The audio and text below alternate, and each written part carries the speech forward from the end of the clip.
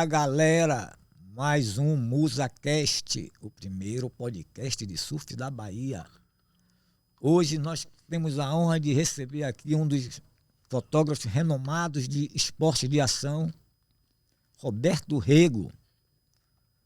Trabalhou com fotografias de surf, de vela, esporte em geral, de voo livre e também de mototrail. Aqui a mesa repleta de equipamentos antigos, os equipamentos que eram usados na década de 80, e ele está aqui para contar a história de tudo isso aqui, que eu também vivi como fotógrafo. E é isso aí, Lapão. Aloha, galera, bem-vindo ao MusaCast, né? Como vocês veem aí, a mesa tá repleta e eu não entendo nada, mas vou dar um espetáculo aqui quando possível, né? Estamos aqui com o pitubano, Roberto Rego, aí desde da nossa geração, pode-se dizer, né? Um pouquinho mais novo, mas ainda da nossa geração, já se assentou. E continua aí nas fotografias, né? Trabalhou com um monte. Antes de tudo aqui, ó, ele vai ser o primeiro podcast em que ele vai ganhar a tacinha de água da Musa aqui para tomar. Toma aqui, Roberto, bem-vindo. Você foi o primeiro a receber, porque só ficou pronta semana passada, viu? Excelente. E isso para você que todos os convidados terão né? Não sei que a gente não consiga comprar mais. Mas é isso aí, vamos falar de fotografia, né? Eu sou do tempo ainda que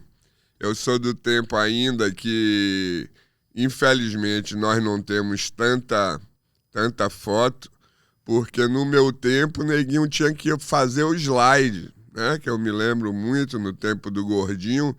O Gordinho lá no Havaí, do qual ele mostrou aqui várias câmeras que ele tem, o Gordinho Paul Cohen. Ele fotografou brasileiros por muito tempo,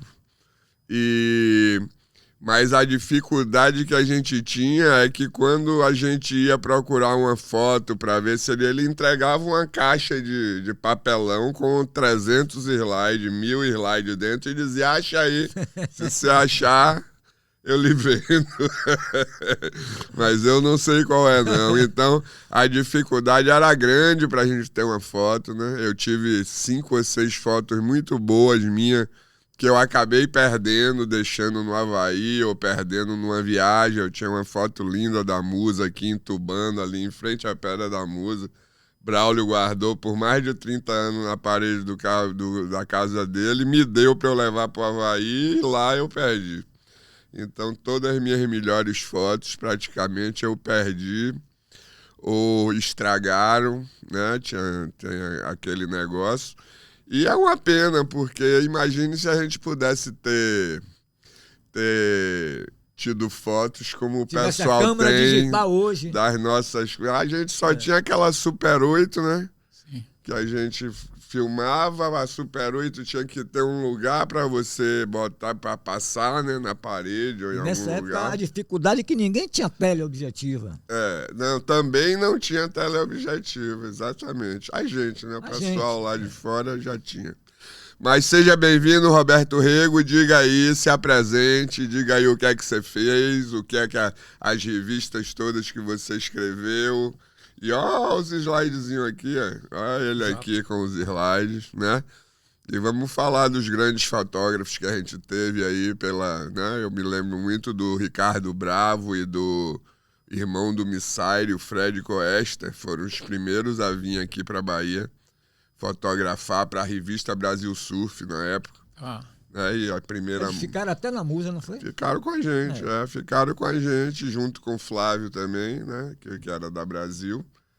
E tiraram a primeira matéria na teoria ondulacional, Bahia Teoria Ondulacional, na revista Brasil Surf. A primeira matéria foi toda fotografada por esses dois caras. Na Musa Point.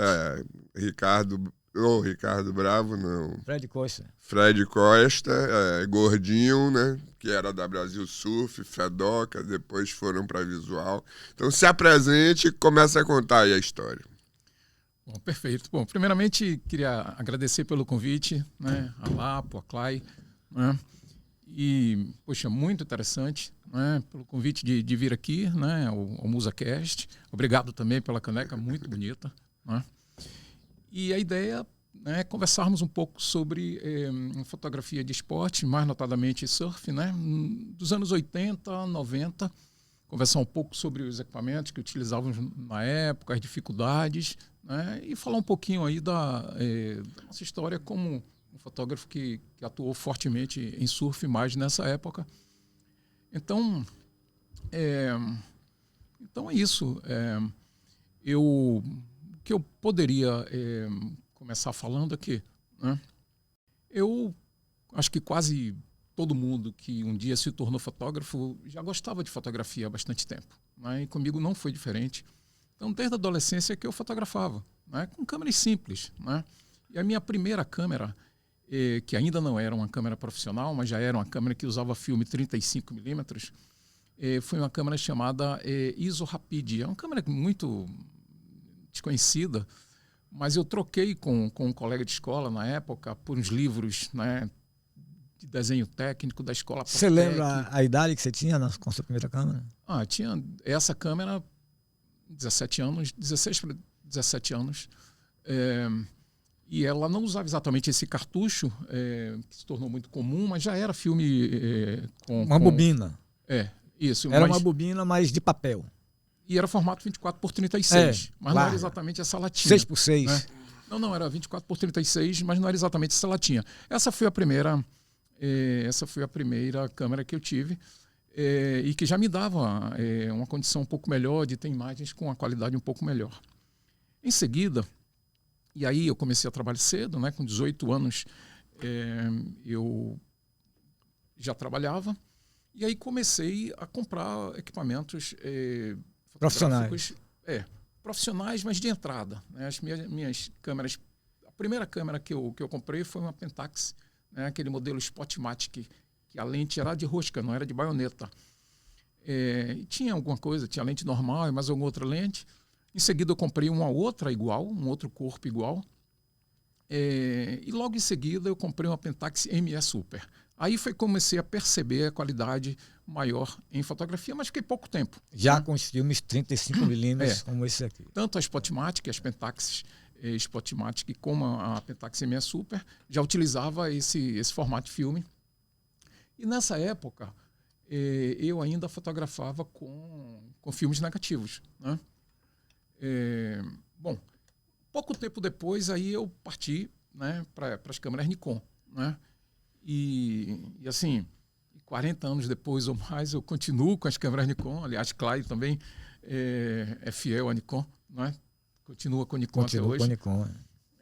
E aí, nessa ocasião, eu fotografava assim, moto trail, motocross, né? Eu fazia trilha de moto também e saía com meus equipamentos de fotografia, né, presos na moto, e fotografava as trilhas e provas também, enduros, eu fotografava e tal. Mas então você começou na realidade com moto. O seu início de fotografia esportiva foi com moto. Foi, mas acabo de lembrar que um pouquinho antes de moto eu comecei a fotografar kart, né? Kart. Porque com o meu primo Cláudio, eu cheguei a ser bandeirinha do kartódromo por um período muito curto, né? Que era lá no Cláudio Tremendão? Não, Tremendão corria. Corria também, eu lembro né? dele. Não, eu ia muito assistir Tony Vilas-Boas. Tony Vilas-Boas, que era Tony campeão. e Serginho Vilas-Boas, dois irmãos que foram campeão há um tempão. Mas isso foi essa época, eu tinha 17 anos, 18. Eu estou falando aí de mais ou menos 1984. Né? Não, meu 17 e 18 você tinha 10. 84, 85 talvez. E em paralelo, não de kart eu comecei a fazer, né, fotografar assim, mototrail e motocross, as provas de motocross fazia também. E em seguida eu comecei a fotografar vela e surf, quase que em paralelo, né? Eu fotografava as provas de motocross, e aí eu comecei a fotografar na época também para Souza Cruz, aqueles, né, Hollywood motocross, comecei a fotografar também o Hollywood vela, né?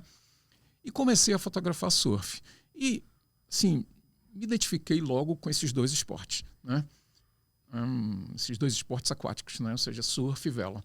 Só que ambos requeriam equipamentos que eu não tinha na época, grandes teleobjetivas, né?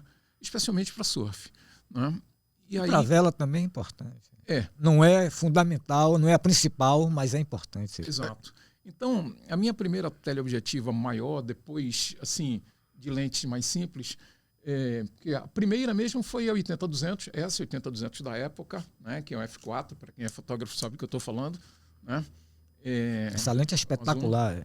Uma ótica espetacular. Hoje, no kit atual, eu tenho uma 80-200 2.8, mas essa aqui, e logo em seguida, que foi a lente que eu comecei a fotografar surf, foi essa 500 aqui de espelho, né? Que a maioria dos fotógrafos usavam na época. Na época, alguns fotógrafos gostavam, inclusive, dela pela portabilidade. E também pelo valor, porque ela era mais acessível do que... Exato. Né? É uma lente um pouco mais barata, né? Só que com uma dificuldade técnica enorme. Muito grande. Porque o foco dela era muito difícil, né? Então, eu procurava também usar no tripé, na maioria das vezes eu sempre fotografava no tripé, mas focar com essa lente aqui, né? Porque qualquer mínimo aqui desfocava metros. Né? Exato, e era foco manual. Não, sempre, exato. Foco manual, né? A lente F8, né? Para quem é fotógrafo também vai saber, ou seja, o visor fica escuro. Né? O que a gente termina quando fotografando, vendo aqui no visor, opa, desculpa, estava desencaixado, o visor fica escuro, então para você acompanhar todo o movimento do surf, mantendo o foco em tempo integral e captar, né, exatamente ali o momento crucial naquela hora que você quer, não é simples. Não era né? assim, naquela época não era assim. E tinha dificuldade da ISO do filme, da asa do filme, exato, que hoje em dia você não... Você põe as pessoas colocam na asa automática e a câmera faz o que faz. Essa época aí já era slide ainda, que você fotografava o surf ou não? Aí eu comecei a fotografar surf. Os primeiros tempos, poucos meses, eu fotografei ainda com filmes negativos, porque também eu era freelance, trabalhava contribuindo também para alguns jornais. Não especificamente jornal de surf, que a gente vai falar em seguida, mas e aí o mesmo negativo colorido, né, eu conseguia revelar rapidamente, levava no jornal e fazia as cópias em preto e branco para serem impressas para o jornal. Mas logo na sequência, aí já trabalhando para as revistas, né, você já é obrigado a usar o slide. Aí eu tinha que ter a policromia. Né, trabalhar com diapositivo, né, com diapositivo, e aí é quando entra realmente a história dos slides que em seguida a gente fala. Mas, voltando ao que você perguntou, principais dificuldades que eu observava, e você conhece muito bem também, que também fotografava na época. Então, relativo à câmera, né? Foco manual, né? Um foco muito crítico, qualquer mínimo rotação desfoca muitos metros, né? Visor escuro. E a questão que você mencionou, né? Você não tinha como trabalhar como a gente hoje pode subir o ISO com facilidade, né? Na época, a gente utilizava o Kodak, o EPR 64, o ISO 64, né? O A64. Algumas pessoas usavam o Kodachrome 50, né? Especialmente fotógrafos americanos. Eu cheguei a usar eu cheguei a usar o Velvia 50. Você lembra do Velvia? Sim, eu lembro da Fuji. E fotografando com asa 32. Para dar mais qualidade. Né? Exato. Você sempre gostou de foto saturada, né? Com bastante saturação. Eu vejo até hoje que suas fotos são dessa forma. Então, e era uma questão. Porque hoje, por exemplo, se você medir a luz, pegar um fotômetro, nem precisa pegar um fotômetro. Você, por exemplo, num dia claro, né? Com a lente F8, né? Você não vai subir mais do que 1000. Né? Não dá, assim, facilmente para você trabalhar com velocidades muito mais altas que 1000. Hoje você pode trabalhar, por exemplo, com 4000, né? Enquanto, assim, hoje você pega revistas antigas, revistas de 30, 40 anos atrás, né? Deixa eu ver. E com o foco perfeito e com a luz, né? Também clássica, né, saiba que havia uma dificuldade na época que hoje, né, você pode subir o ISO mais fácil, abrir assim, né, as teles hoje são mais claras. O ISO, né, vai até 100 mil, a depender da câmera. Pois é, as câmeras mais atuais você trabalha com 10 mil facilmente, né, 6.400 brincando. Então, na época, havia essa limitação. Então, eu usei muito tempo o EPR64, né, o filme de slide, né, o diapositivo da Kodak, que era o EPR64, 64 ASA. E depois de algum tempo, eu passei a usar o Fuji RDP100, né, ISO 100, que dava um meio pontinho aí a mais. E eu preferi o Kodak porque o Fuji tendia a puxar mais para o verde. Você Exatamente, sabe disso, Clay. Né? E o EPR tinha um azul mais bonito, né? E a principal questão que é importante mencionar, nesse tópico que você abriu da dificuldade, é que quando você fotografa com slide, não tem o que corrigir depois. Ou é um ponto a mais ou um ponto a menos, você perde. Não aceita erro. Não aceita erro. O que está ali está gravado e não tem o que fazer mais. Hoje, na pós-produção, você facilmente, né, corrige, resgata, né, recupera as sombras, atenua as altas luzes, mas na época não dava para fazer isso. Quando se fotografava em negativo, o laboratorista ainda podia amenizar na hora da cópia para o papel, né? Mas em slide não, né? Para uso em revistas, né, o que se usava de fato era o... Mas mudando de assunto aqui, que eu estou interessado em que você fale disso aqui, ó. Tá. Então, essa lente aqui. Então, quando você começou a usar essa lente? Essa lente... Foi nessa época que você estava falando que você começou a partir para o surf e você ia ter que comprar uma lente. Exato. Bom, diante da dificuldade que eu desenvolvi, eu desenvolvi prática, né? Porque a gente praticando, né? Eu fotografava bastante, né? Com a lente 500mm, está de cabeça para baixo. Mas a gente quer sempre... e essa lente, só para não deixar de falar, era uma lente que era bastante utilizada na época. Muito utilizada. Por exemplo, aqui em Salvador, Jefferson Góes também tinha uma lente 500. Tinha. Ele usava Canon na época. Fauzi, né? Também tinha uma 500 espelhada. Fauzi do Rio, que passou por aqui, usava uma 500 também. Era uma lente que se usava na época. Agora, o sonho na época, era em isso fotografia aqui. de surf, era as lentes Century, né? Que eram lentes fabricadas, né, sob encomenda na Califórnia, né? E praticamente todos os fotógrafos de surf utilizavam Century. Havia opções um pouco mais Qual é o alcance baratas. dessa aí? Esse modelo, essa é a 650mm, né? A Century tinha 650 e tinha 1000, né? A 650F, essa minha é 6.3. Depois a Century produziu também a 5.6, 650mm. E a 1000 era F11, né? Então, e essa era a lente... Mas conta a história dessa lente especificamente. Você comprou nos anos 80 ela? Foi. Essa lente eu comprei em 86, né? Essa lente aqui, especialmente esse exemplar, né? Eu comentei até, né? Esse exemplar aqui era a lente que o Paul Cohen, o gordinho, que era o fotógrafo dos brasileiros, utilizava na época. Era a lente dele, né? E como ele era fotógrafo da revista Visual também, que eu era o fotógrafo de Salvador, ele vinha acompanhar campeonatos no Brasil e estava sempre... Eventualmente ele estava por aqui uma vez por ano, uma coisa assim. E eu combinei com ele dele me trazer a 650 e me vender. E assim foi feito. Eu comprei essa lente na mão dele e esse adesivo aqui que eu mantive até hoje, esse adesivo está colado aí há uns 40 anos. É uma revista australiana que ele fotografava para essa revista também. E ele tinha esse adesivo colado. Essa aí é para entrar na memória, viu, gordinho? Olha onde ela veio aparecer, olha. No Rapaz, na Bahia. Quando você, gordinho, assim, eventualmente assistir esse podcast, você vai lembrar da lente. E recentemente nós falamos pelo Instagram, algum tempo atrás, um ano, alguma coisa atrás, mais ou menos um ano. E ele lembra da questão da lente. E a partir dessa lente, aí foi um novo passo, né? Um step a mais. E aí, poxa, o foco com ela é muito mais fácil, porque um foco, além de um pouco mais, a distância focal maior. E tudo foco, né? Manual. E sempre foco manual. né? Nessa época não existia foco automático. As Não existia, câmeras tinham. né? E Tinha quando tinha, o profissional não usava, porque ele não tinha aquele. Era melhor usar o manual porque você crava. Quando começou né, o foco automático, ainda não atendia bem para esportes de ação. Então, fotógrafos assim, treinados, já com experiência, já sabiam exatamente como fazer, porque tudo com prática se aprende, né? Então com essa lente aqui, eu deixei de ter a dificuldade que eu tinha com a 500. Né? E aí você começou a fotografar para as revistas a partir dessa lente. Eu já fotografava com a 500 também, né? Mas a partir de então... Puxa aí, né? Qual lance aí. Então... deixamos... Porque qual lance que Márcia Brandão, ela que criou o Qual Lance, o jornal Qual Lance. Era um jornal que falava só de surf. E ela está convidada...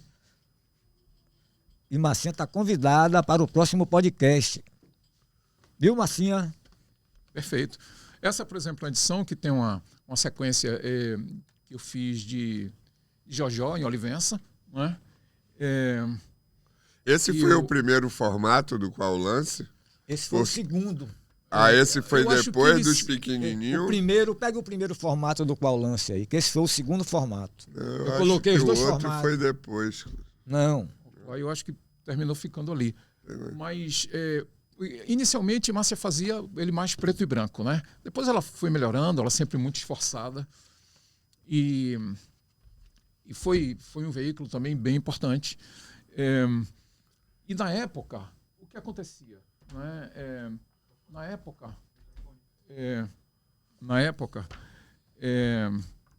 eu fotografava para a revista Visual, né? Para Visual Esportivo, né?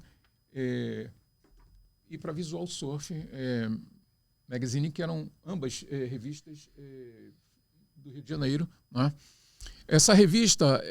Visual do Newton Barbosa, que também foi fotógrafo da Brasil Surf, né? Sim. E quando a Brasil Surf acabou, ele lançou o Visual Esportivo, o Visual... Isso mesmo. Newton, grande amigo nosso, botou Manuel Fernandes na capa da Visual. É isso mesmo. Lá em casa. Exato. E posso contar a história, não.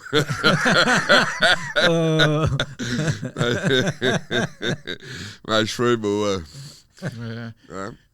Newton também usava Century. Ele tinha uma 650 também. Não sei se ele tinha 1000, não lembro. Acho que eu lembro da 650.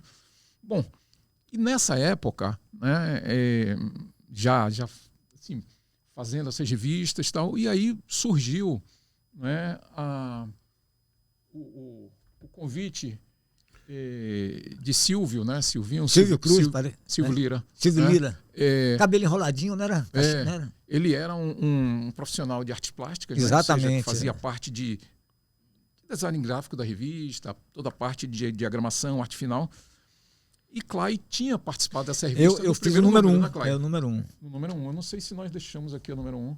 Tá aí. Acho que ela tá ali, ó. Então, que é Joy Silva na capa, aquela lá, ó. Joy Silva em Pipeline. Essa aqui. Então, Clay, por algum motivo, tinha deixado de ser o editor de fotografia. Não, o motivo foi revista. O seguinte: a revista foi idealizada para ser a capa colorida, contracapa colorida e o conteúdo todo em preto e branco, como ela é aqui. Perfeito. Aí Silvinho, Sim. Ele se empolgou. Aí fiz, Clay, a gente vai fazer agora a revista toda colorida. Eu disse, Silvinho, vamos continuar com a capa e a contracapa colorida e o conteúdo em preto e branco, porque eu era até o técnico de laboratório de preto e branco, era eu que fazia. Sim, eu lembro. E eu cheguei a trabalhar nessa época para o Jornal da Prefeitura. Perfeito. E eu fazia a edição das fotos. E trabalhava com o Mário Cravo Neto. Trabalhava com o Mário Cravo. Lembro. Pois é, nessa época. Aí lá. Então, eu tinha a certeza de que a fotografia em preto e branco, quando ela é publicada com qualidade, que ela ia dar certo. Ele aí resolveu mudar. E ele tinha o seu contato. E como ele sabia que você tinha o material que ele queria para colorir, que você tinha tudo em slide, as cartelinhas de slide. Isso. Aí eu comentei com ele, Silvinho, rapaz, não dá não, brother. Na época a gente... Olha, eu exatamente, assim, ó, tudo... com slide. Slide é isso aqui, ó. Então aí, Silvio, eu conversando com Silvio, ele quis colorir a revista e eu fui contra. Aí eu disse, olha, eu não vou não, aí a partir daí eu tô fora. Aí eu saí, aí entrou você. Tá. E parece que só teve 3 números, não é isso? Depois. E aí a revista acabou. Sim, exato. E aí me encontrei com ele na rua, ele aí chegou para mim e fez, Clay, bem que você falou. Se tivesse em preto e branco, eu sei que a gente estava até hoje. Porque não tinha mercado. Salvador não tinha mercado porque Sim. a gente estava querendo mostrar. Sim. Rio de Janeiro tinha. São Paulo. São Paulo. Exatamente, São Paulo, né? Então, mas Salvador não tinha. E a partir daí apareceram as dificuldades. Que aí... Exato, foi exatamente isso que ocorreu. Aí Silvio me convidou. Você vê que aqui no editorial do número 2 tem até uma foto sua, 40 anos atrás. Pois tá é. vendo? Fotografando. E aqui eu já consto como editor de fotografia, na edição anterior. Número 2, número 2. Você é o editor de E fotografia. deixar até um abraço para Silvinho, viu, Silvinho? Sim. Se você um dia aparecer aí, esse MusaCast, você tiver a oportunidade de assistir, um grande abraço para você. Sim, sim. Então, aí... E aí eu participei, né? Entrei, assim, eram 4, o Silvio me convidou, né, para integrar o quadro de sócios da revista. E havia, além de Silvio, né, Alberto, irmão dele, que hoje é um ótimo fotógrafo, se tornou fotógrafo, na época ele era o comercial da revista, e tem um estúdio na região oeste da Bahia, acho que está em Luiz Eduardo, algo assim. E tinha uma pessoa também administrativa, eu não estou lembrando exatamente o nome dela, mas éramos 4. E foi exatamente isso que ocorreu. Mas por falta, você vê que do número 1 para o 2, a revista até tornou-se um pouco mais... bonita. Mais grossa, tal, com muita policromia, mais bonita, tá com muita... Mas impressiona, com custo altíssimo. Que efetivamente foi difícil sustentar. Exatamente. Né? Então, eu, na realidade, eu fiquei em tempo integral... com a Suel, com o Silvio e tal, basicamente nessa edição. Eu não me lembro se na edição seguinte, eu acho que eu participei um pouco, tem fotos minhas também, na edição de número 3, mas nessa época eu conversei com o Silvio e falei, poxa, né, não é fácil viabilizar. Né? Por exemplo, essa capa aqui, ó, da Suel, isso aqui, essa cor prata, imagina, há 40 anos atrás era uma cor especial, isso aqui era caro, era bonito, era muito bom. O Silvio queria fazer um produto de qualidade. E né? a ideia era isso. Olha, mas, Roberto, dê licença, a ideia que eu falava... 40 anos atrás, prata. A ideia que eu falava para Silvia, vamos manter a capa colorida e a gente vai botar no centro só um pôster, como a Brasil Surf coloca. Como a revista Visual Esportivo colocava, aquela página dupla. Perfeito. Um pôster, pronto. Que aí esse pôster vai para a parede de alguém. Perfeito. Que naquela época era moda, né? A gente enchia a parede com foto de surf. Exato. Sim. É isso? E às vezes, né? Toda casa, né? Toda casa. Eu, a fábrica eu da lembro. Musa. Não, eu lembro no apartamento de Evandrinho Balalé e Evaldo, né? Eles tinham um apartamento todo colado com fotos de surf. Né? O apartamento inteiro era colado assim. Anos depois eles reformaram, eu acredito, e depois... Bom, e aí, na sequência isso, eu assim, me desliguei, né, da revista, porque, de fato, era um projeto que percebia-se que o mercado local não comportaria, e especialmente mantendo somente... O padrão. Mantendo o padrão de qualidade, que era ótimo. Exatamente. Né? Sempre foi muito bom e Silvio sempre muito competente. A edição, tudo era sempre muito competente. Por exemplo, isso aqui, por exemplo, né, era uma publicidade da época, né? Essa foto é minha e a arte era de Silvio. Sempre ele fazia essa arte. Ele era muito bom. Uma pessoa espetacular. Só que faltava realmente um mercado para viabilizar o projeto. Né? E daí veio a ação? Então, aí com base assim, nessa visão de que não haveria, e na época, Isnar Dantas, né? Que Dantas? Isnar da Pituba. Da Pituba. Sim, não, os dois irmãos, Snack casou com Maria Schlepfer.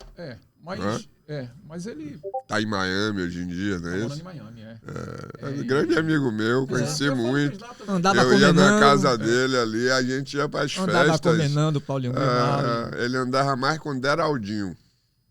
É. Ele andava mais com o Deraldinho. É. Quando o Deraldinho começou, É isso eles mesmo. eram da mesma sala, eu acho, no social. Eles eram da quarta série, ele era um pouquinho Só mais andava velho. com aquela calça justinha, né? Com boca de sino, calça justinha, aquele todo arrumadinho ele. Eu ficava invocado que eles botavam a meia por cima botavam a meia até o joelho pra sair pras festas, né?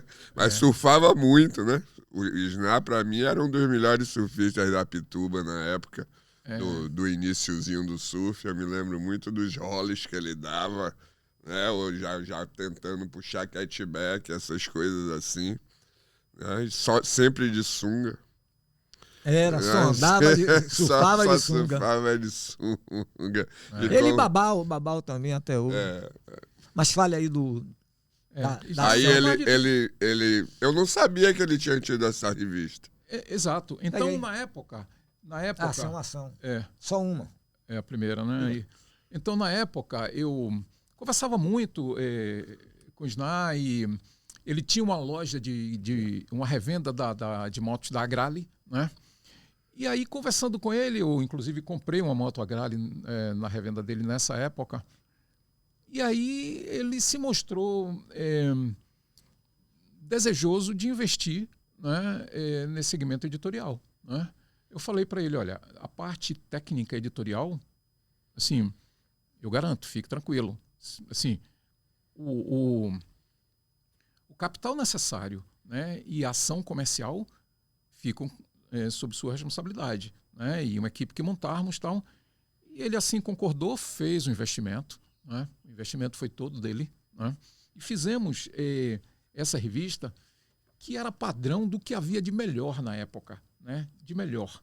A revista toda em policromia, muito papel boa, cochê, excelente do melhor qualidade. que existia. O escritório ficava ali na Manuel Dias. Manuel Dias da Silva, exato. Né? Impresso nas melhores gráficas, né? Distribuído pelas distribuidoras na época melhores. Todas as bancas de revistas recebiam. Primeiro foi a Dinap, que era a distribuidora da editora Abril na época. Depois, essa revista passou a ser distribuída pela Fernand Schnagler, que era um grande distribuidor editorial na época. Ela resistiu por um bom período, não foi? E chegou a ser distribuída, quando o Fernand Schnagler, assim, até em Portugal, né, por conta de ser... Eu tenho quase certeza sim, foi. A Fernand Schnagler distribuía, foi também da Dinap, não. Então, só que qual que era a diferença, né, em termos de projeto, né? Esse projeto, primeiro, né, assim, era um projeto que tinha o capital de um investidor, né, e que permitia, de fato, desenvolver um produto de qualidade. Segundo, apesar da revista ter como foco principal surf, no segundo, digamos assim, no segundo step, vela, né, náutica em geral, mas assim, regatas, velas e outros esportes alternativos, né, mais ou menos na linha de editorial, ação, esporte de ação. Esporte de ação, mais ou menos na mesma linha editorial da revista Visual Esportivo, né? Porque a Visual tinha Visual Esportivo, que tinha esse conceito, e tinha a Visual Só Surf, que era a Visual Surf Magazine, né? Então, a ação, ela tinha esse conceito também, né, de ser uma revista de esportes alternativos, né? Por exemplo, aqui, ó, Sandboard com Paulo Sérgio, né, Araújo, moto, trilha, surf. Eventualmente vela. Vela também entrava, né? Voo livre. Voo livre. E com reportagens, aqui, por exemplo, tem matérias de turismo, de vela no Lago do Sobradinho, eu acompanhava, né, as regatas, ou seja, era uma revista que ela tinha assim, uma atuação em mais de um nicho de mercado, na realidade... aberta, né? Aberta. Tinha também uma distribuição nacional em termos de representantes comerciais em outras regiões, mas A despeito de tudo isso, né, um projeto de alta qualidade, a tiragem também era alta, né? Essa revista, eu não lembro exatamente, mas eu tenho certeza que na época foi impresso algo em torno de 50 mil exemplares, que era muito para isso, para esse tipo de revista na época. Só que a maioria das pessoas certamente não tem essa formação, mas o que sustenta um veículo não é receita de banca, né? Não é quanto você vende realmente. É o comércio. É A propaganda. assim, a inserção publicitária, né? O que assim, suporta, né, são as publicidades.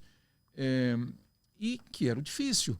E nessa época já surgia também, além da Visual, já tinha a Fluir, que estava bem estabelecida já há alguns anos, era um forte concorrente da Visual e continuou crescendo. A Fluir era uma excelente revista, muitíssimo boa. Mas tinha uma revista lá do Sul também, você deve lembrar bem, Clay.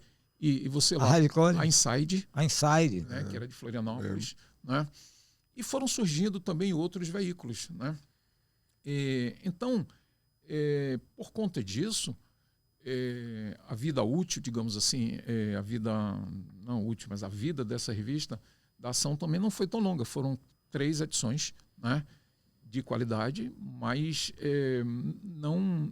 Foi um projeto ambicioso para aquela época. Sim, para o mercado local. Para o mercado local daqui e que não conseguiu manter esse padrão para continuar. Talvez a mesma receita da Suel. Tá. Só que uma proporção diferente. Exato. E tendo como um diferencial a tentativa de atuar também em outros esportes. Aberta, né? Exato. Plural, isso, né? Em tese, daria assim, esporte de ação. Acesso a um mercado de anunciantes, né, maior. Né? Mas ainda assim não deu certo.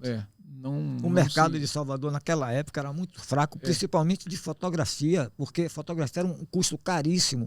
A impressão era caríssima, fotolito para fazer era tudo muito caro. Eu acho que sempre teve uma dificuldade muito grande, primeiro de neguinho enxergar o surf como uma coisa que as pessoas queriam comprar. Né? Porque se você não era do surf, você não comprava revista de surf.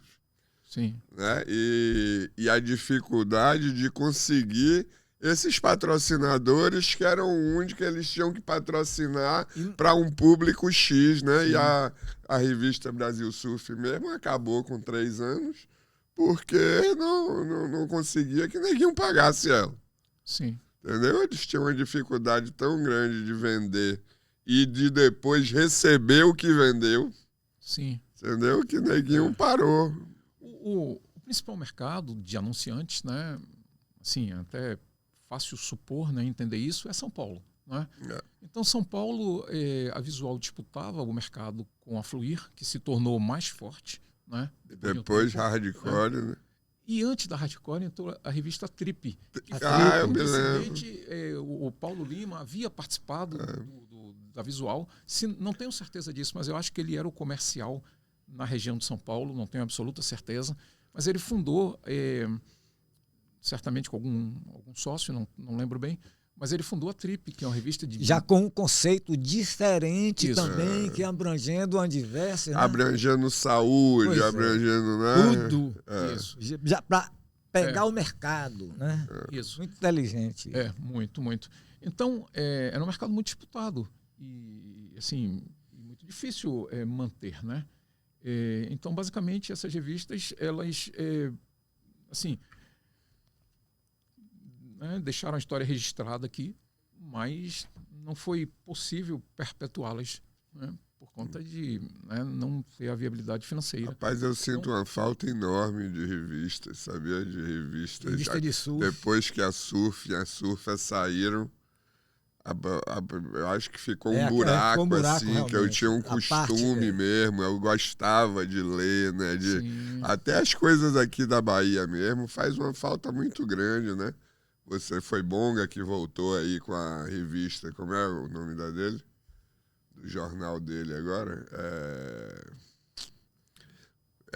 Bonga. Sim, Bernardo Mussi. O jornalzinho Como dele. é o nome do jornal dele? Tô Mute a lembrando. Onda. Mute a Onda, né? Você pega umas Mute a coisas Onda. com notícias de hoje, Sim. seja Atual, do que for, pô, velho, Muito... eu amo ler, de ver a foto, Não, saber que tá ali, no né? papel, porque tá ali, você leva para um amigo, deixa lá na casa do amigo também, entendeu?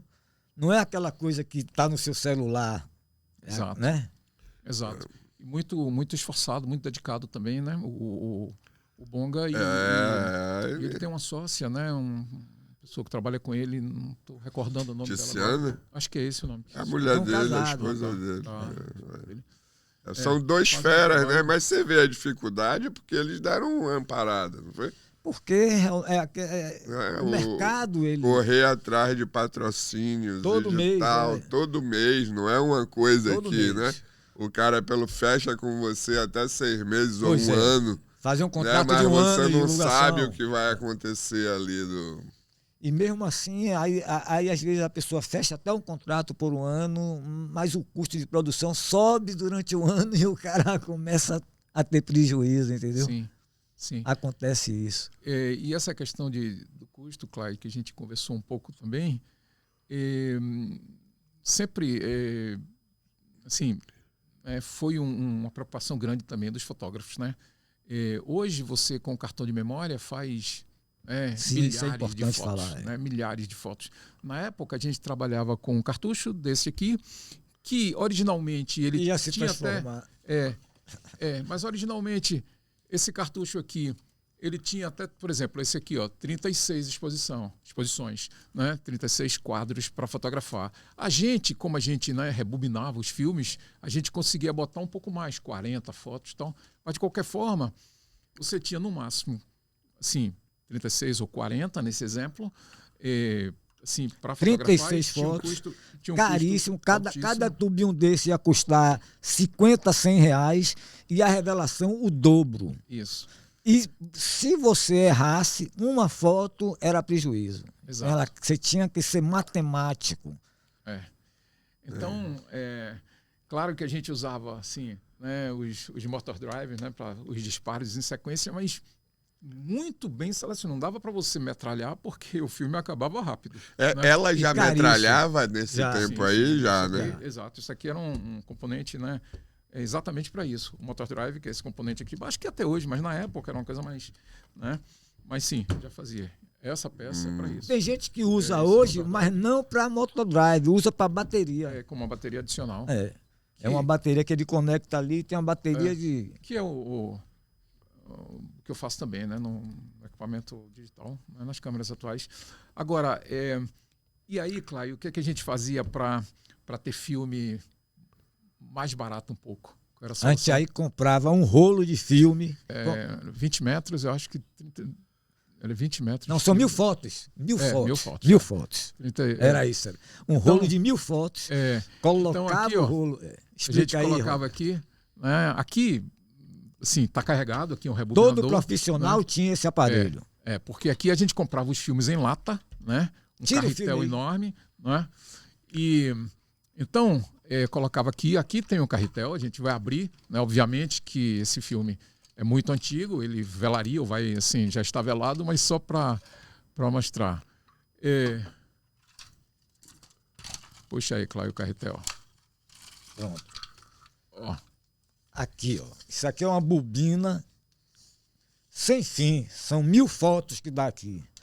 A gente aí pegava essa bobina, colocava nessa caixinha aí, e aí botava um cartucho desse vazio.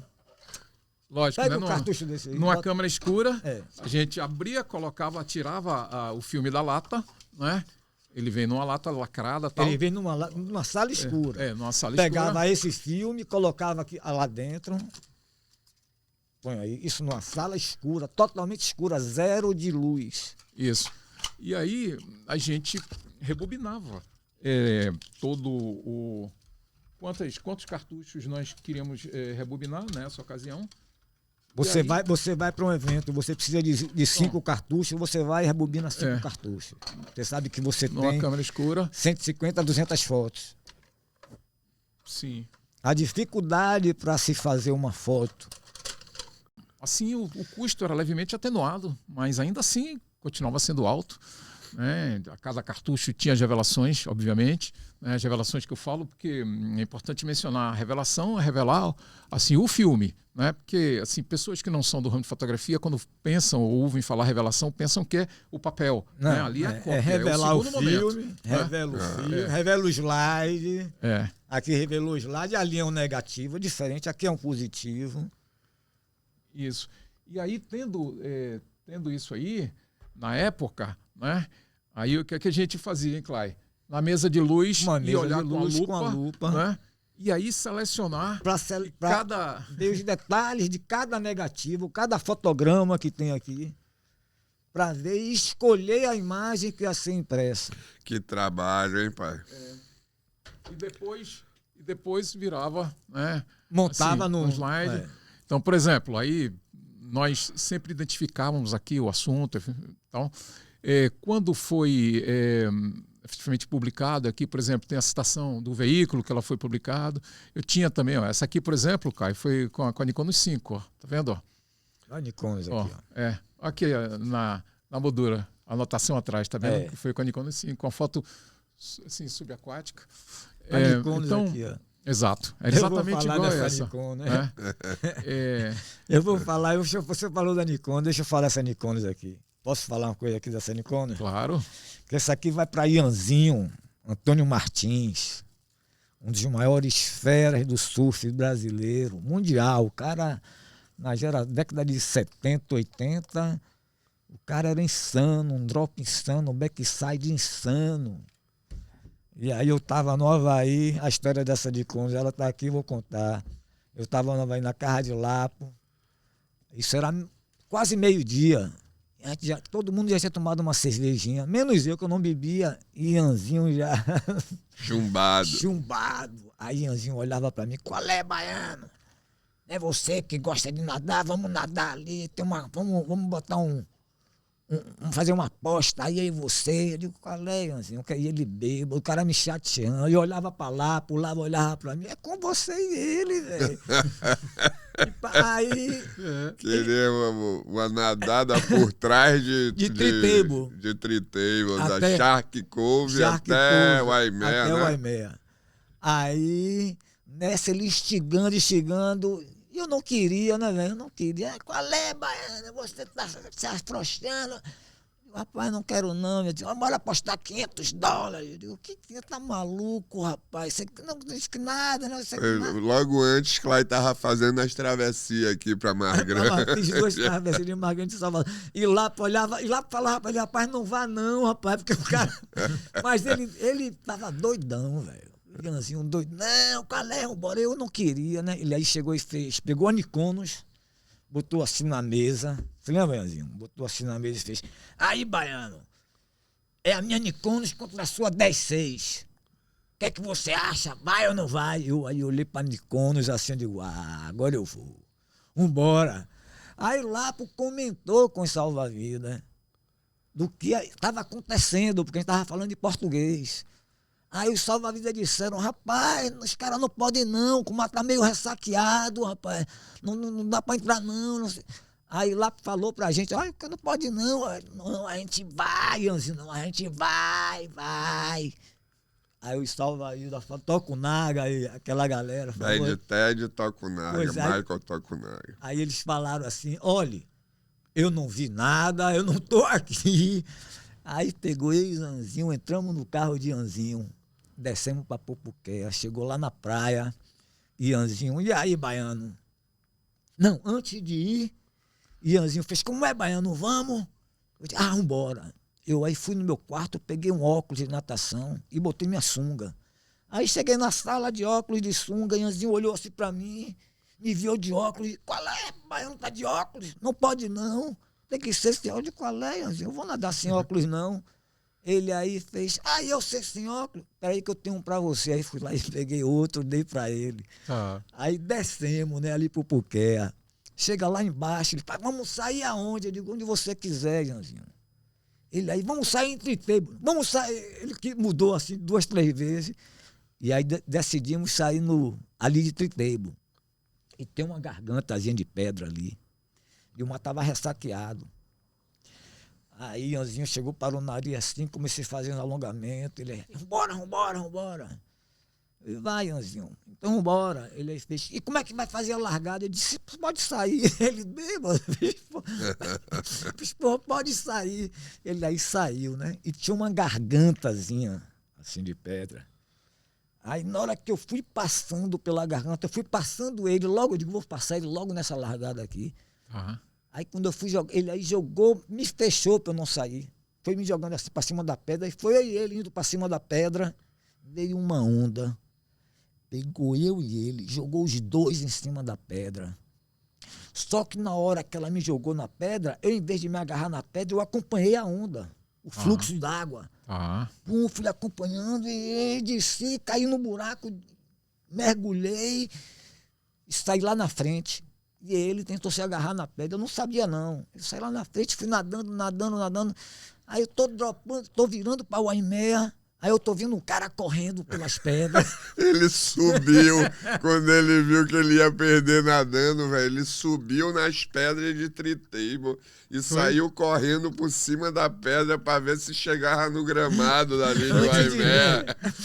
Aí, velho, só que nas pedras, a corrida era pior do que Não, muito pior, gente, rapaz. E eu tô vendo o cara correndo por cima das pedras, aí cheguei na areia. Aí quando eu vi que na pedra era ele.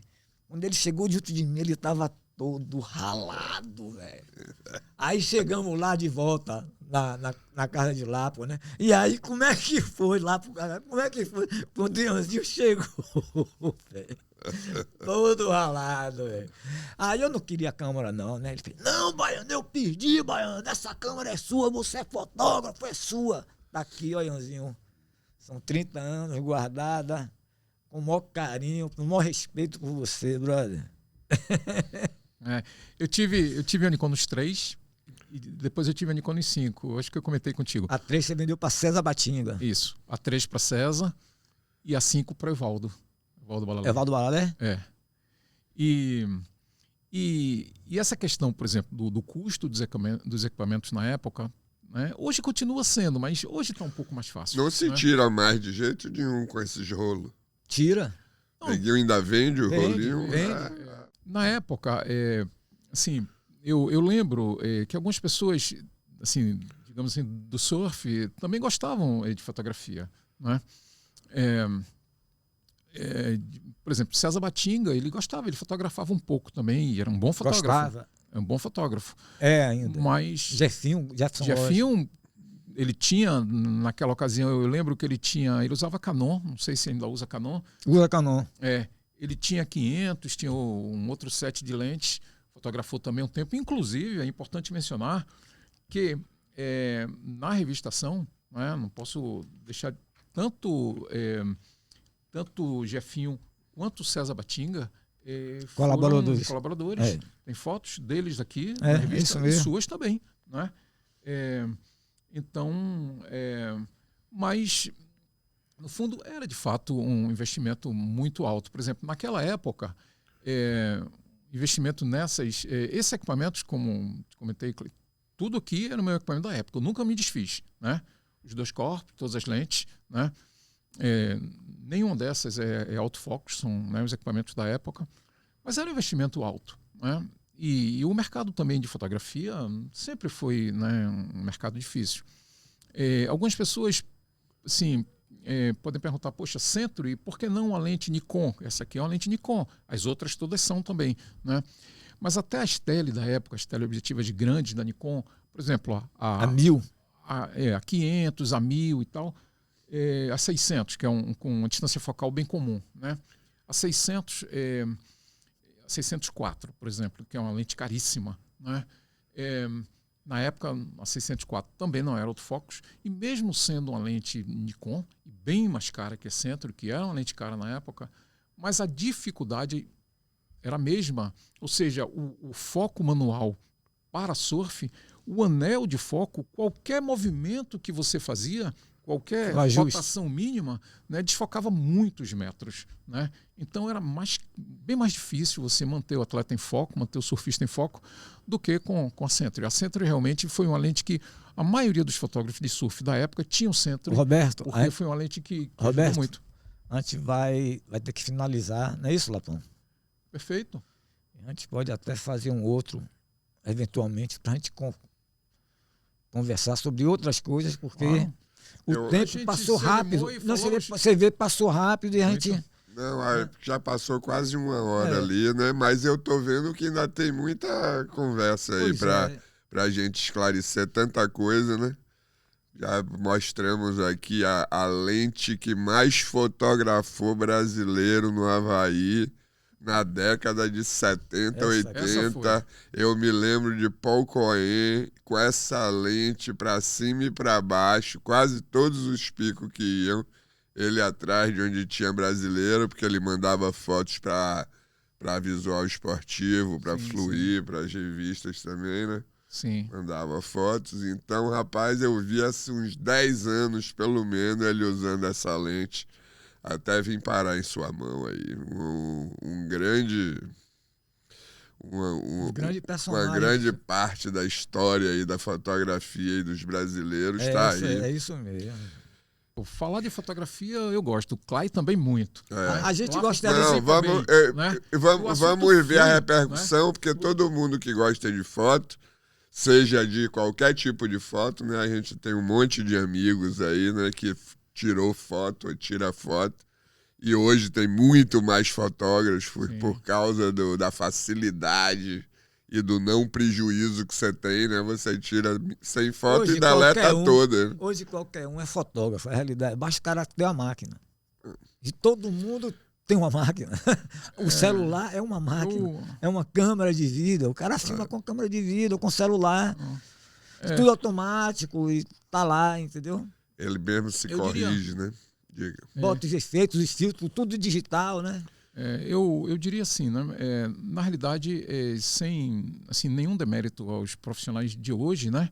Claro que tem ótimos profissionais também, muito dedicados e que também investem, né, em equipamentos, mas de fato fotografar tornou-se mais fácil, né, e mais barato, né?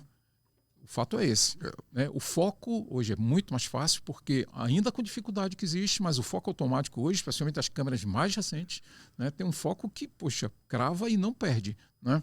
Então, que era o fator mais crítico da época. Segundo, a facilidade de você fotografar em várias condições de luz pela questão do ISO. Né? Terceiro, a grande vantagem hoje da pós-produção, né? Que você pode corrigir os defeitos, corrigir, atenuar e melhorar, enfim, né? Hoje em dia toda foto tem que passar por uma pós-produção. Tem que passar, né? E principalmente a questão de você conseguir fotografar grandes volumes, né? Sem custo algum de filmes. Ou seja, é um outro momento, claro, como tudo na vida, e o advento da tecnologia vai ajudando, né, dessa forma. Né? À medida que você vai trazendo novas. O importante, interessante a gente trazer um fotógrafo da geração de 70, 80, para que a gente queria mostrar a dificuldade que era. Por isso que nós, da nossa geração de 60 e 70, não temos quase fotos nenhuma dessa época. Pouquíssimas pessoas têm fotos dessa época. Então, foi interessante, Roberto, um prazer imenso você estar aqui com a gente hoje. Eu só agradeço. Vamos marcar outro aí, né? Vamos ver aí, vamos pensar em que formas a gente pode continuar ensinando ao pessoal aí. Foi uma aula fantástica aí de vocês, do passado e do presente. Falta muita coisa que a gente pode... Bate-papo de fotógrafos. Vamos marcar mais um podcast aí, né? Tamo aí, vocês estão vendo que sobre surf, tudo que for, a gente engloba aqui. Não esqueça do seu like e de se inscrever no canal. Roberto Rego aqui, Clay Loili, 2 profissionais da fotografia, esclarecendo tudo sobre fotos de surf e fotos em geral. Exato. Aloha. Pode falar o que você quiser aí, se despedindo. Basicamente, né, agradecer mais uma vez a vocês, foi um prazer enorme estar aqui, poder, né, conversar sobre fotografia que eu adoro, e especialmente assim, esse momento, né? Os anos 80, por vários outros motivos, né, foram anos especiais, e a fotografia, né, especialmente a fotografia de surf, que é o tema aqui, se fez presente também dessa forma, né? Clay, desde essa época, também fotografava muito. Lembro de Clay também na praia, fotografando. Ele gostava mais de preto e branco. Né? Eu lembro disso. Era isso. Né? Mas, e é isso. Né? Foi ótimo esse momento. Poxa, né? Só agradecer. Né? Estamos aí. Então, Aloha! aloha, galera. Até a próxima.